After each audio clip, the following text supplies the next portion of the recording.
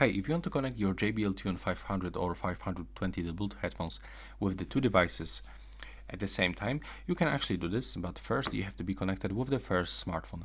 So in my case, I'm connected with this Android phone, and then to enter for this dual device connection mode, we have to grab our headphones and locate these two buttons, the play and pause button and the volume up button. And now when you click and hold these two buttons, you will find that this indicator starts blinking, and it means that right now we are in the dual device connection mode.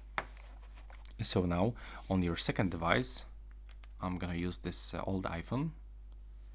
You have to go to the settings, turn on the Bluetooth, click on the switcher, and now from the other device list, select your JBL Tune 500 or 520, and after a few seconds we will be connected just like this.